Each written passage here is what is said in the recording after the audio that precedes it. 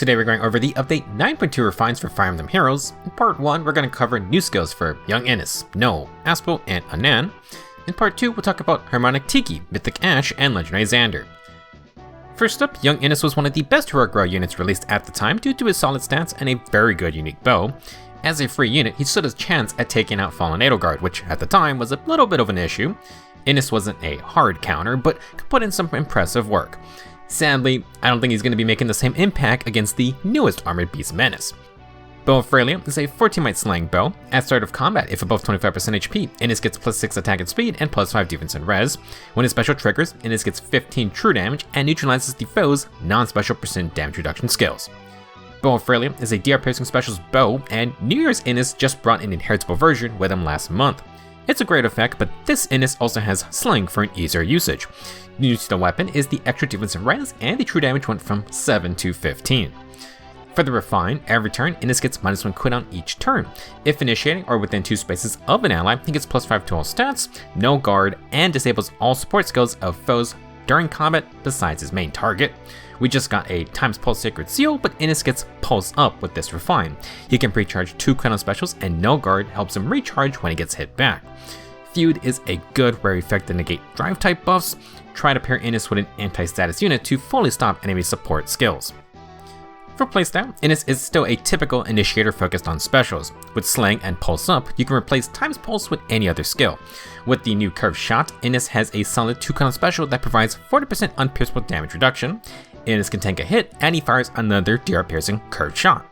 If you're going to go for the double special procs, you don't need other DR piercing methods like Tempo 4, No Follow-Up 4, Special Spiral, or Deadeye. This leaves Innes open to run pretty much any damage-focused setup. The main want is No Follow-Up, so the new Perfect Attack and Speed is excellent, or you could do Infantry No Follow 4. To simulate offensive No Follow-Up, you can also use Slice Sparrow or Brash Assault 4. For just pure damage, Finish 4 is great since Innes will get the 5 true damage. Technically, Slice Sparrow has 1 more attack. Now, in the B slot, Assassin Strike is fine for true damage and instant damage. Low speed and defense is fine too. For C skills, Attack Speed, Oath, or Insight would be fine for self-buffing. Fatal Smoke 4 would allow for anti-miracle or just anti-healing in general. For some other options, if you want a higher cooldown special setup, Innes could stack Pulse of Blades to pre-charge 3 cooldown specials every turn. You can try regular times Pulse, but the cooldown in later turns might get messed up. You're not going to get double procs, but an extra cooldown source will let Innes proc 4 cooldown Dragon Fangs or Astral follow-up. You could potentially get double procs if you run Emblem Marth with something like Creation Pulse though. Now, if you wanted to use Desperation, Flash Sparrow or Flashing Blade can work for the 1-2 tap. Scowl is a major issue for pre-triggering special builds, so Creation Pulse will offset that in general. If you want more protection, Innes can run Remote Sparrow, Fleeting Echo, or Brash 4. It's redundant, but Tempo 4 could stop enemy specials from charging, same with Guard. He's not that sturdy, but this refine does give an extra 10 defense and res, and this Innes has a more balanced defensive spread. You could try to buff all his stats with bonus doubler, maybe throw in Igniter for more buffs. Due to the pre-charging, there could be a use for Curve Shot with Close Counter. I'm not going to claim it as the best idea, but it would be fun for journal content if you're just looking for an all-around archer to use. In the end, Young Innes got an okay refine. I do like the feud effect. However, I don't think it's quite enough to stand out against current meta threats like back in the day.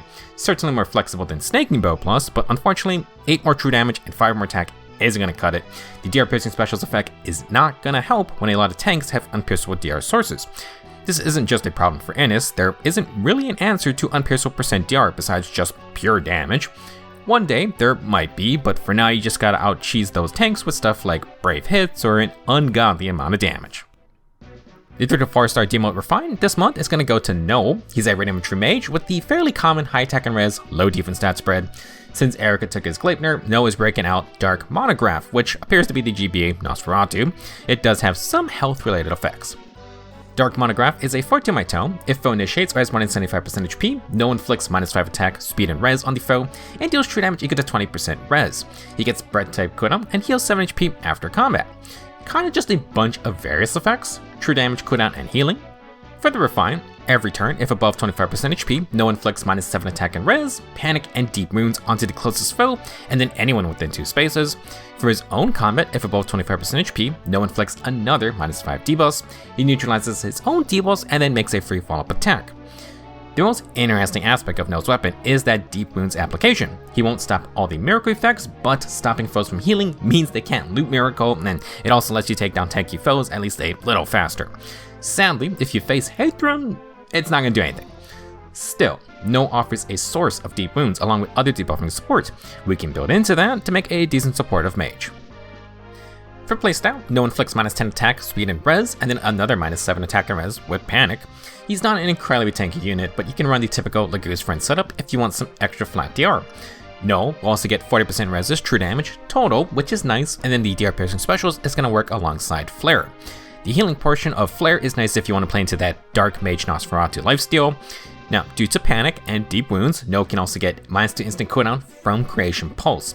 This can help offset Scowl along with his breath type cooldown, and it potentially lets Knoll initiate with Flare ready. This is a case where that new Times Pulse Sacred Seal can be fun. Knoll could get -3 cooldown when initiating, though we are going to lose out on stats. You can run the Echo version for a similar idea, plus the Times Pulse 4 effect will work for regular enemy phasing using Flare and Lagoose Friend. This can let you run Emblem Ike's Ring and then another C-Scout.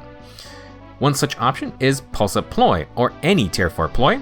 Knoll doesn't have the best base res, but you got a res boon and you can run still water type skills, then it's respectable.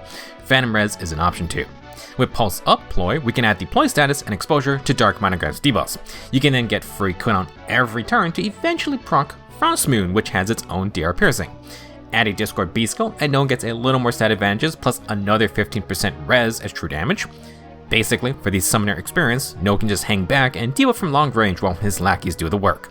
For other skills, you can go more aggressive with Remote Mirror, Brash 4, Tempo, or Resonance, and then maybe something like Oath 4 for Warping. You can add to Knoll support with other things like Rally plus Ruse, Link B skills, Constant Control, etc. For attuned skills, Times Pulse can be fine or stacked. Tempo 4 for Knoll Guard could be nice. There's also Fleeting Echo, Guard Echo, or Null Sea Disrupt for tanking hits. It's one of the many non-5-star red infantry mages that released around this time of the game. Knoll's most unique trait is that deep wound support. His other effects are fine, but nothing absurd combat-wise. Free follow-up with breath type cooldown is pretty great for general content if you don't build speed, and Knoll has options to build for support while still having some nuking potential. If you have a spare Athos with Times Pulse fodder, then Knoll can inherit his entire kit. Not a crazy fancy build, but an option for just about any higher res mage.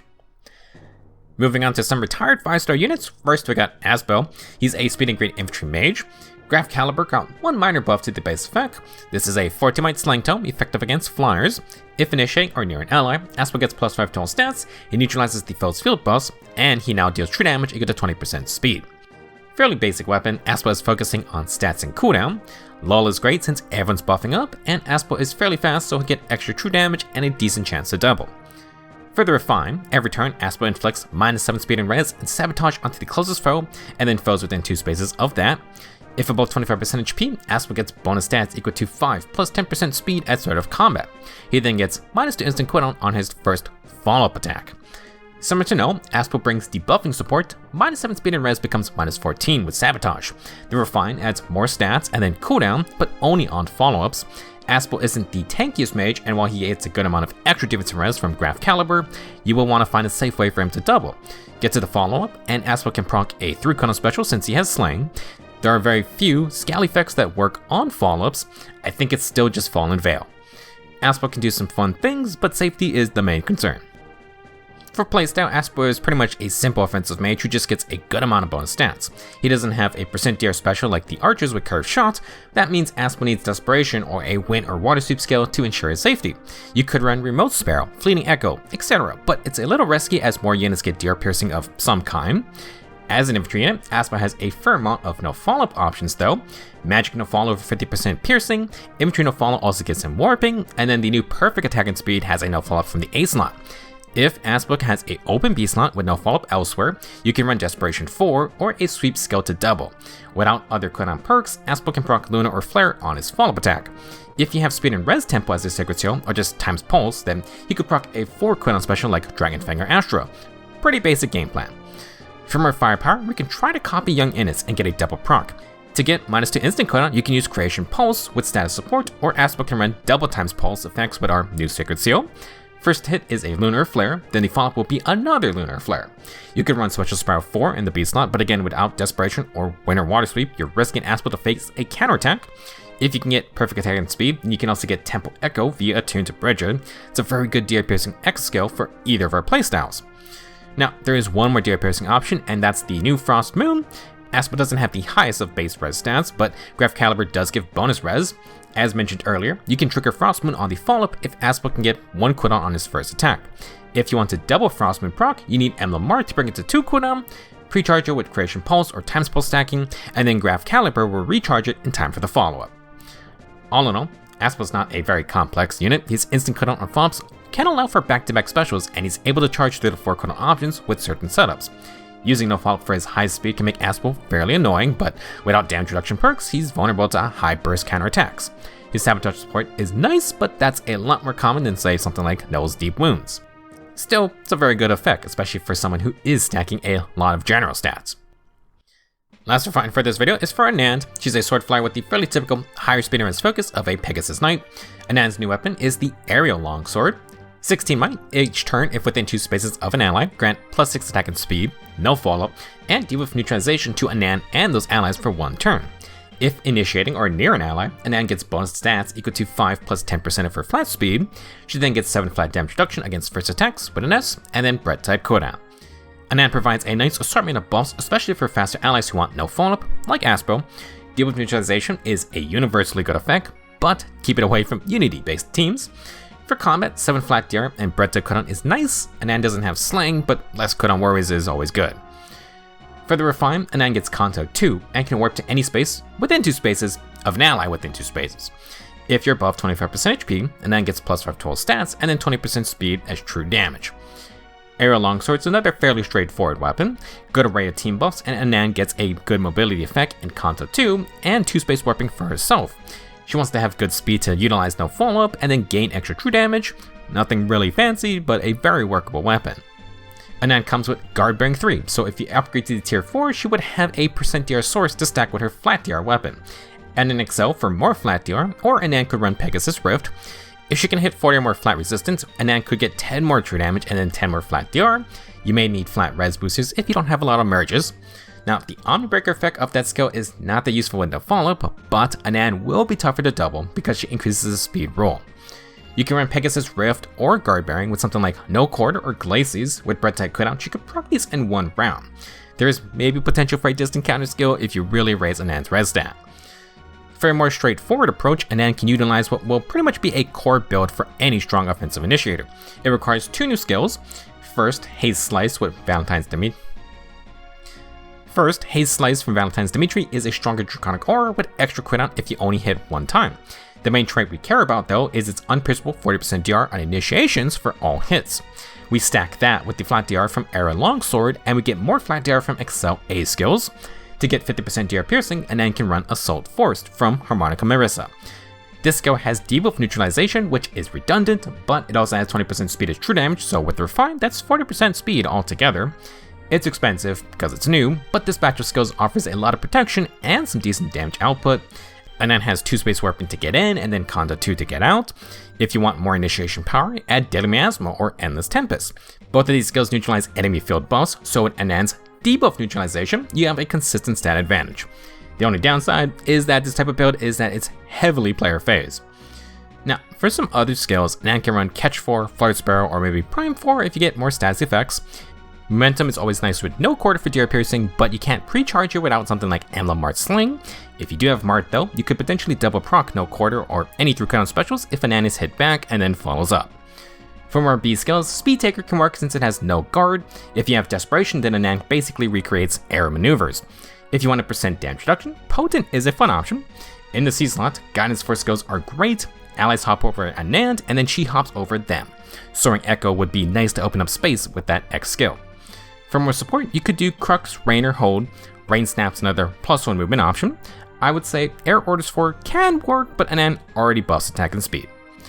In conclusion, this is not a game-breaking refine, but Annand is freed up from needing Kanto and then she brings her own warping. The team buffs are excellent and you can further add on fly mobility support. For combat, Annand would probably be better off with a more aggressive player face setup. It's expensive, but Haze Slice and Assault Force are two very good complementing skills. I would not be surprised to see this combo pop up more this year. That'll be it for part 1 of the update 9.2 refines. Let me know your thoughts and share your own build ideas with everyone. In part 2, we're going to cover Harmonic Tiki, Ash, and then Legendary Xander. We have a couple of very solid upgrades for those units. Thank you for watching, and I will see you in the next video.